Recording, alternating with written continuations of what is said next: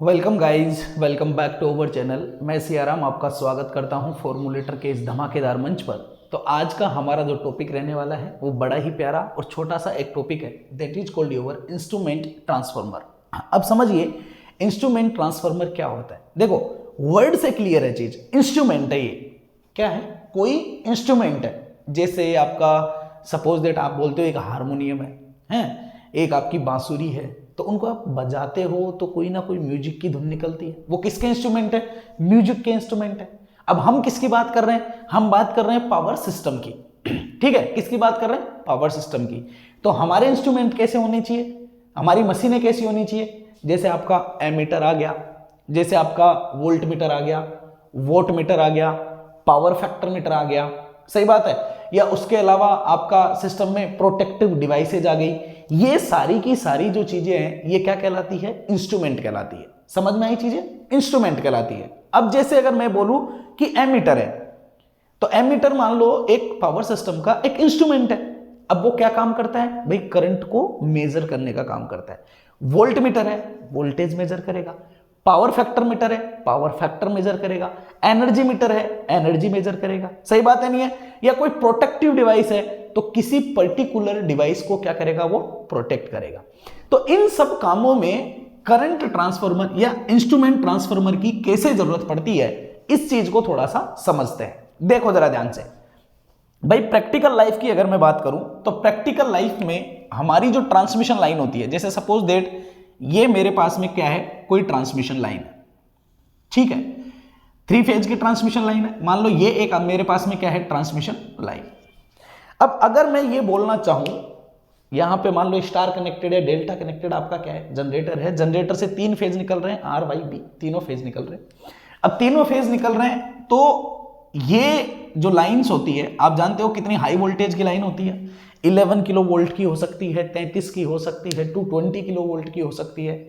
मतलब सर हमारा जो सब स्टेशन होता है ना, वो हमारा सब स्टेशन जो होता है वो बहुत बड़ा होता है, सही है। मतलब वहां पे इन ट्रांसमिशन लाइन के ऊपर करंट और वोल्टेज की जो वैल्यू होती है वो वैल्यू बहुत बड़ी है। जैसे मान लो कोई 220 का सब स्टेशन है, ठीक है, वहां से कोई करंट आ रही है, तो बेटा सोचो ना, वो 220 का 132 में पहुंचाएगा, 132 का 33 वाले में पहुंचाएगा, 33 का फिर 11 के भी फेडर से निकलेगा। तो आप सोचो 220 जीएसएस के ऊपर लोड कितना रहेगा? बहुत ज्यादा लोड रहेगा कि नहीं रहेगा? परफेक्ट है। तो इन वायर्स में, इन फेजेज में जो आपकी करंट रहेगी वो करंट आपकी बहुत ज्यादा होगी। इस करंट की वैल्यू काफी ज्यादा हाई है, सही बात है। इनके ऊपर आने वाला जो वोल्टेज होगा उस वोल्टेज की वैल्यू भी काफी ज्यादा क्या होगी? हाई होगी। अब सोचो, मान लो मुझे 220 किलो वोल्ट को मुझे क्या करना है? मेजर करना है। क्या करना है? मेजर करना है। भाई इस ट्रांसमिशन लाइन के ऊपर कितना वोल्टेज आ रहा है मुझे क्या करना है? मेजर करना है। तो भाई वोल्टेज को मेजर तो बेटा एक वोल्ट मीटर ही कर सकता है, तो मुझे वोल्ट मीटर लाना पड़ेगा। अब वोल्ट मीटर ऐसा होना चाहिए जो इस 220 को मेजर कर ले। तो सोचो ये तो बहुत ज्यादा हाई वोल्टेज है, इतनी रेटिंग का ऐसा अगर मैं वोल्ट मीटर बनाऊं जो इतने वोल्टेज को मेजर कर सके, इतने वोल्टेज के ऊपर वर्क कर सके, तो सोचो वो कितना महंगा होगा। क्योंकि आप जानते हो हम जो प्रैक्टिकल लाइफ में हमारे जो वोल्ट मीटर होते हैं, हम जो घरों में लगाते हैं, कितने होते हैं? 220 240 वोल्ट, इतना ही मापते हैं। वो लोग मापते हैं कि नहीं मांगते? इससे ज्यादा तो नहीं नापते, है ना। तो जब इतने से वोल्टेज के लिए अगर हम उसको खरीदते हैं तो वो आता है हमारा 1000 2000 का। अगर मान लो 220 किलो वोल्ट को नापना हो तो सोचो इसकी रेटिंग के लिए बनाया गया जो वोल्ट मीटर होगा, उस वोल्ट मीटर की रेंज प्राइस कितनी होगी? छोटा मोटा वोल्ट मीटर तो रुक ही नहीं पाएगा। मान लो बना भी दिया तो इतने वोल्टेज को सहन करने की क्षमता बनाने के लिए वोल्ट मीटर में क्या क्या लगाना पड़ेगा? सोचो आप, बहुत डिफिकल्ट है कि नहीं है? बिल्कुल सही है। तो सर फिर क्या किया जाए? मैं वोल्टेज कैसे चेक करूं? मैं यहां पे पावर कैसे देखूं कि कितनी पावर जा रही है इस ट्रांसमिशन लाइन में? इसका पावर फैक्टर क्या है? यहां वोल्टेज क्या है? यहां करंट क्या है? तो इन सब चीजों को मेजर करने के लिए जिस इंसान का हम लोग यूज में लेते हैं उसको कहा जाता है इंस्ट्रूमेंट ट्रांसफार्मर। मतलब बात समझ में आई कि इंस्ट्रूमेंट ट्रांसफार्मर करेगा क्या? तो इंस्ट्रूमेंट ट्रांसफार्मर जो करेगा, ये क्या करेगा? It's used for measuring the quantity. ठीक है, किसके लिए यूज में लिया जाएगा? इट्स यूज्ड फॉर मेजर क्या क्या? करंट मेजर करने के लिए, और क्या मेजर करते हैं हम लोग? वोल्टेज मेजर करते हैं, वोल्टेज। और क्या मेजर करते हैं? पावर। अगर पावर हो गया तो एनर्जी तो वैसे ही होगी, या एनर्जी भी लिख दो, ठीक है। और क्या? Power factor. ये सारी चीजें ही मेजर करते हैं किसी पावर सिस्टम में। भाई करंट कितना है, वोल्टेज कितना है, पावर फैक्टर क्या है, एनर्जी क्या है, पावर क्या है, सही बात है। तो सर इसका यूज में लेंगे, तो बेटा यूज में लेंगे कैसे, वो है इंपॉर्टेंट। यूज में लेंगे कैसे? अब सोचो भाई, एक ट्रांसफार्मर, नाम तो क्लियर है कि ट्रांसफार्मर है, ट्रांसफार्मर है तो दो वाइंडिंग रहने वाली है, परफेक्ट है। अब मान लो मुझे उस ट्रांसफार्मर को, इस इंस्ट्रूमेंट ट्रांसफार्मर को मुझे यूज लेना है एज एक करंट का मेजरमेंट करने के लिए। तो करंट का मेजरमेंट कैसे लूं? क्या करना है मुझे? एमीटर बनाना है। सपोज दैट मुझे क्या करना है? करंट का मेजर करना है बेटा। तो करंट का मेजर तो कौन करेगा? एमीटर ही करेगा भाई। बताओ करेगा कि नहीं करेगा? तो सर एमीटर अगर करंट का मेजर करेगा तो एमीटर के बारे में कुछ चीजें जान लेते हैं हम लोग, जो हमें बचपन से पता है। क्या क्या है? कि एमीटर जो होता है यूज्ड इन सीरीज। पहली बात तो इसको सीरीज में यूज किया जाता है। अब आप अच्छे से जानते हो क्योंकि सीरीज में करंट सेम होती है, इसलिए इसको सीरीज में यूज में लिया जाता है, परफेक्ट है। दूसरी चीज, हैविंग लो इंपीडेंस, इसका इंपीडेंस बहुत कम होता है, जानते हो ना। अरे एमीटर की खास बातें जानते हो कि नहीं जानते हो? या ऐसा समझ लो कि इसका इंपीडेंस अप्रोक्सीमेटली नेग्लिजिबल होता है, बहुत कम इंपीडेंस होता है। अगर जीरो इंपीडेंस हो जाए तो आइडियल एमीटर होता है कि उसके क्रॉस तो ड्रॉप ही नहीं है, पूरा का पूरा जीरो इंपीडेंस दिखा रहे हैं, सही बात है। तो ऐसा हमें क्या बनाना है? एमीटर बनाना है। अब देखो, मान लो इस बी फेज में मुझे क्या करनी है? करंट को मेजर करना है। तो कैसे मेजर करूं? सर मैं डायरेक्ट तो एमीटर लगा नहीं सकता। अगर मैंने डायरेक्ट लगा दिया तो पंगा हो जाएगा। पंगा कैसे हो जाएगा? क्योंकि इसमें तो करंट बहुत ज्यादा है भाई, है उतनी रेटिंग का एमीटर बनाने के लिए तो पंगा हो जाएगा। प्रैक्टिकल लाइफ में हमारे पास जो एमीटर होते हैं वो अप्रोक्सीमेट आपकी, ज्यादा से ज्यादा अगर मैं बात करूं तो वो आपकी 10 to 60 एम्पियर तक करंट को क्या करते हैं? मेजर करते हैं। इतनी ही रेटिंग के एमीटर हमारे पास में होते हैं।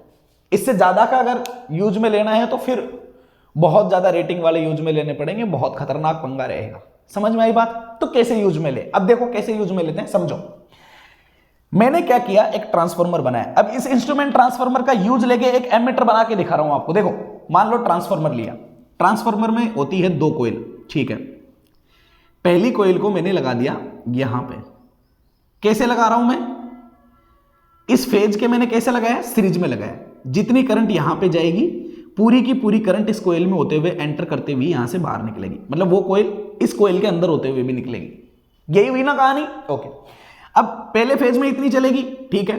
अब हम अच्छे से जानते हैं, क्या जानते हैं कि सर ट्रांसफार्मर जो होता है उस ट्रांसफार्मर में दो आपकी क्या होती है? वाइंडिंग्स होती है। दो क्या होती है? वाइंडिंग होती है। एक प्राइमरी वाइंडिंग, ये आपकी प्राइमरी साइड हो गई या प्राइमरी वाइंडिंग हो गई। एक होती है सेकेंडरी वाइंडिंग, जो दूसरी वाली होती है, ठीक है। तो मैंने यहां पे ये सेकेंडरी वाइंडिंग बना दी। नॉर्मल ट्रांसफार्मर है। अब सपोज डेट इसका जो रेशियो है वो रेशियो है इसका सपोज डेट K:1। अब सोचो, एक एग्जांपल ले रहा हूं मैं छोटा सा, ध्यान से समझना। देखो मान लो अगर यहां पे करंट आई है, इसमें करंट आई एंटर हुई है, तो यहां पे इस सेकेंडरी वाइंडिंग में जो करंट आएगी, किसकी बात कर रहा हूं बेटा? सेकेंडरी वाइंडिंग में जो आपकी क्या आएगी? करंट आएगी। वो करंट कितनी होगी ये मुझे आप जरा बताओ। क्या ये चीज आपको समझ में आई है कि यहां से मैंने इसके सीरीज में लगा दिया, यहां से ये इस तरीके से है, तो यहां जो आउटपुट में देखो, ये ट्रांसफार्मर आपको समझ में आ रहा है कि नहीं आ रहा है? पहले ये बताओ मुझे, ये क्लियर है कहानी या नहीं है? हैं? ये कहानी क्लियर है या नहीं है? देखो आपको ट्रांसफार्मर आप लोग ऐसे देखते हो, यूं, फिर यहां कोर, और यहां पे इस तरीके से सेकेंडरी वाइंडिंग, यूं ही देखते हो ना, ठीक है। अब इस प्राइमरी वाइंडिंग को मुझे इसके क्या करना है? सीरीज में लगाना है। तो ये ऐसा ही है, ये अलग नहीं बनाया मैंने, ये ऐसा ही है, ठीक है। आपको ऐसे समझ में नहीं आ रहा है तो मैं ऐसा ही बना देता हूं। देखो बेटा, ये यूं ही है कि यहां पे दो वाइंडिंग्स है, ऐसा समझ लो कि ऐसा समझ लो, अब और ज्यादा क्लियर हो जाएगा। ये प्राइमरी वाइंडिंग लगा दी मैंने ऐसे। अब ठीक है, यहां से करंट आई, इस वाइंडिंग में होते हुए आगे चलेगी। अब सही है, ये कोर हो गया ट्रांसफार्मर का। अब ठीक है, और ये हो गई इसकी सेकेंडरी वाइंडिंग। समझ गए कहानी को? और ये सपोज दैट ऐसा है कि इसका टर्न रेशियो है K:1। आप आप एक चीज अच्छे से जान लेना, करंट ट्रांसफार्मर और पोटेंशियल ट्रांसफार्मर अभी बताता हूं मैं थोड़ी देर में, ठीक है ना। हाँ, इसमें डिफरेंस समझना बहुत कंपलसरी है, समझो। मान लो इसका टर्न रेशियो मैंने लिख दिया यहां पे K:1, या करंट का रेशियो लिख दिया मैंने कितना, K:1। तो अगर इसमें I करंट रहेगी तो यहां पे ये जो आउटपुट में करंट देगा वो करंट कितनी होगी, I/K।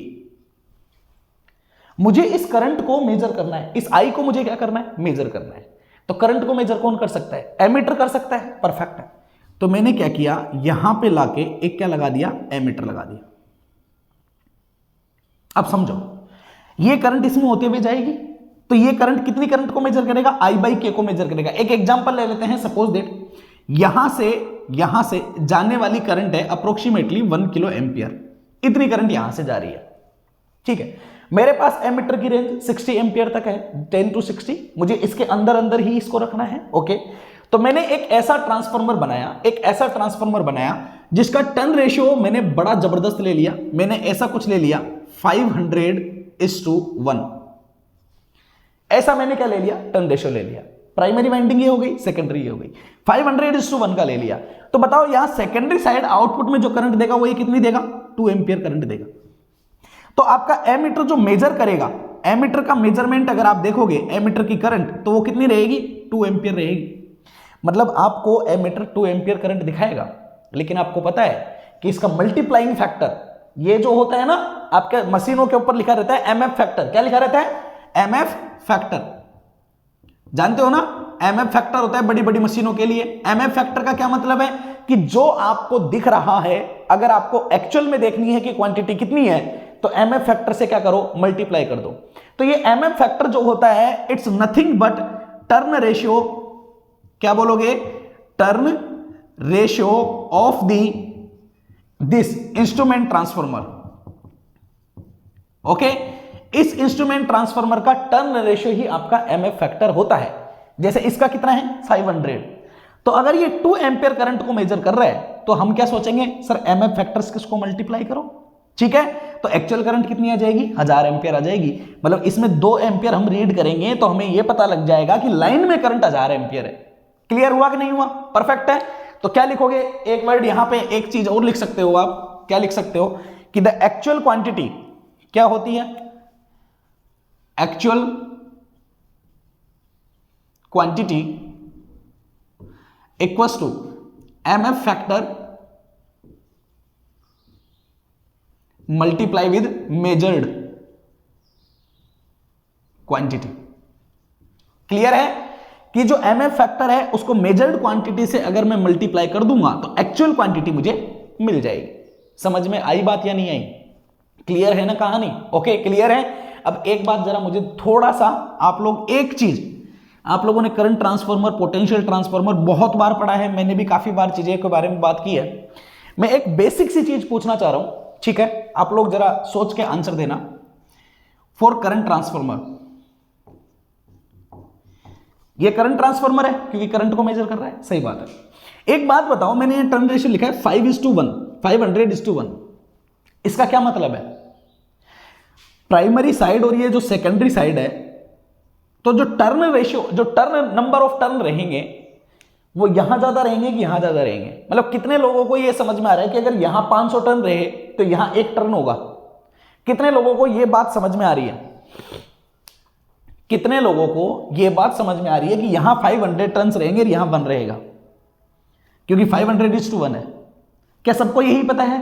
तो देखो बेटा ध्यान से सुनो, करंट ट्रांसफार्मर कोई अलग से ट्रांसफार्मर नहीं होता, ट्रांसफार्मर एक ही होता है, ट्रांसफार्मर एक ही होता है नॉर्मल तरीके से,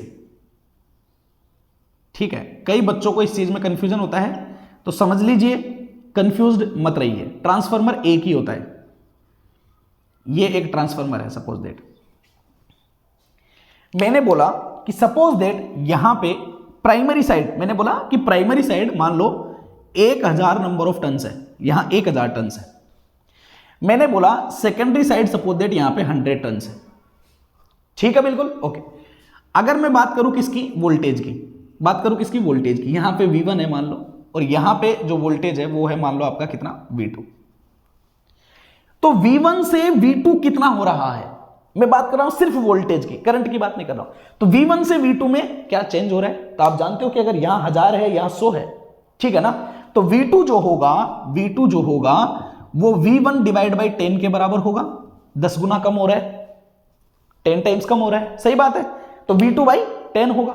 तो अगर मैं वोल्टेज के रेस्पेक्ट में अगर मैं बात करूं कि वोल्टेज किस तरीके से चेंज हो रहा है, तो आप क्या बोलोगे कि सर यहां पे 10 गुना ज्यादा है, यहां पे कम है, इसके कंपैरिजन में ये 10 गुना ज्यादा है। समझ गए? तो अगर मैं इसका टर्न रेशियो की बात करूं तो मैं बोलूंगा 10:1। अब ये 10:1 जो मैंने लिखा है, ये मैंने किसके लिए लिखा है? ये मैंने लिखा है वोल्टेज के लिए। समझ गए?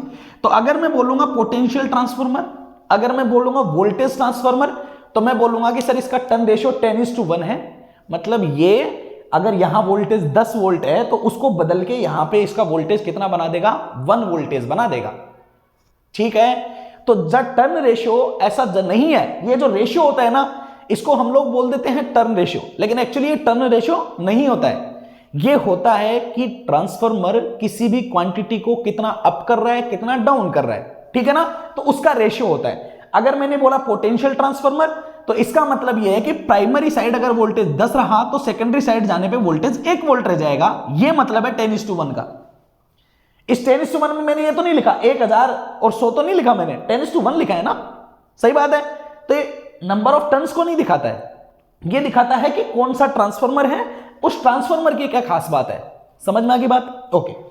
अब अगर इसी ट्रांसफार्मर को मैं बोलता कि ये पोटेंशियल ट्रांसफार्मर नहीं है, ये कौन सा ट्रांसफार्मर है? Current transformer. कैसा है बेटा? Current transformer. इसी का नाम चेंज कर रहा हूं मैं, इसी का नाम मैंने चेंज कर दिया। क्या बना दिया इसको? Current transformer. तो समझिए, अगर यहां करंट I1 रही और यहां से निकलने वाली करंट अगर मान लो I2 है, तो I1 और I2 में क्या रिलेशन होगा? समझिए भाई, यहां पे 1000 से 100 में जा रहा है, तो अगर यहां करंट I1 है तो वोल्टेज तो कम हो रहा है, तो करंट बढ़ जाएगी। तो क्या रिलेशन यही रहेगा कि I2 = 10 टाइम्स ऑफ I1। मतलब सेकेंडरी साइड की करंट प्राइमरी साइड से 10 गुना ज्यादा होगी। यही होता है ना, सही बात है। तो अगर मैं करंट ट्रांसफार्मर के लिए क्या लिखूं? रेशियो लिखूं। क्या लिखूं बेटा? रेशियो। तो मैंने नाम पहले ही बोल दिया, मैंने बोल दिया करंट। मैंने क्या बोल दिया? Current transformer. तो मतलब जो रेशियो दिखाना है ना, वो करंट के हिसाब से दिखाना है। किसके हिसाब से दिखाना है? करंट के हिसाब से। अब देखो, सेकेंडरी साइड की करंट प्राइमरी की 10 गुना है, मतलब ये ज्यादा है ये कम है, सही बात है। तो मैं क्या बोलूंगा कि सर अगर यहां मुझे 1 एम्पियर मिलेगी ना, यहां 1 एम्पियर मिलेगी, तो यहां पे वो 10 एम्पियर बन जाएगी। तो इसका जो रेशियो होगा ना, वो कितना हो जाएगा? 1:10 हो जाएगा। जस्ट अपोजिट है दोनों एक दूसरे के।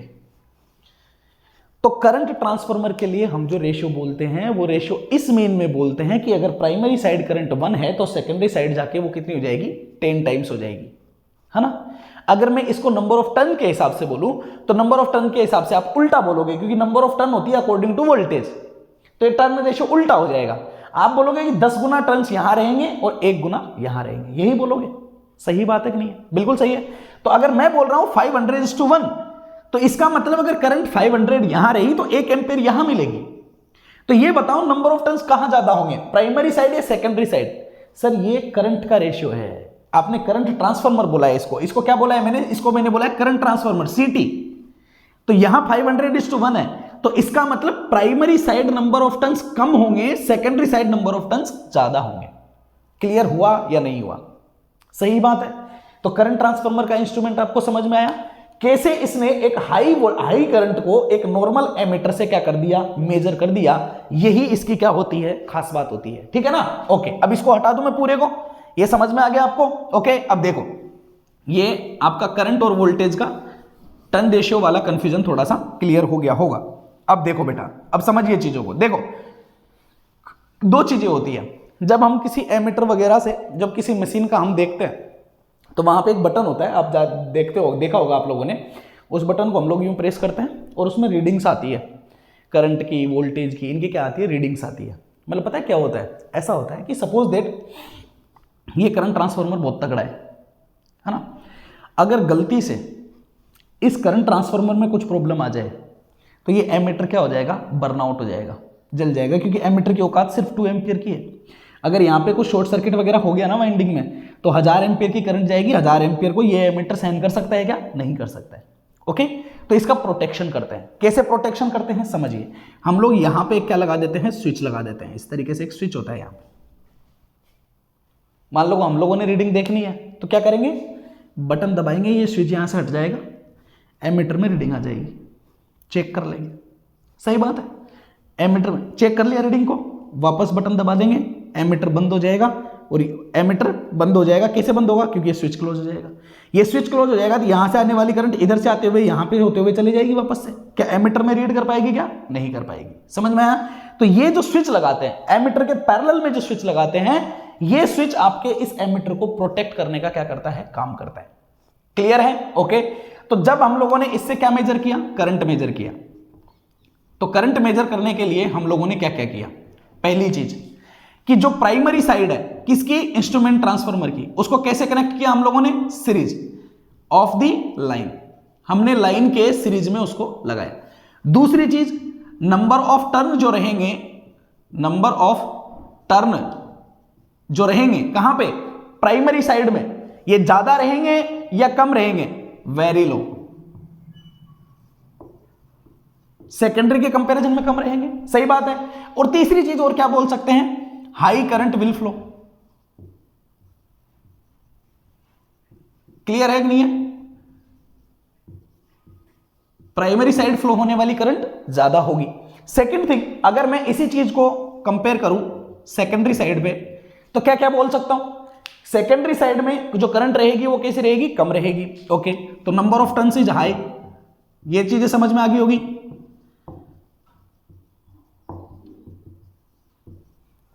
सही बात है। अब करंट यहां पे आपकी बहुत कम जा रही है तो नंबर ऑफ टर्न्स हाई है, low current will flow.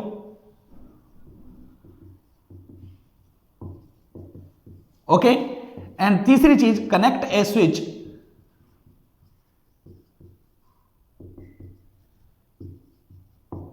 in the parallel of the emitter for protecting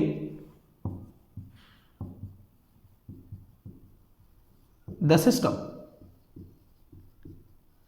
सही बात है। तो एमीटर क्लियर हो गया। ओके,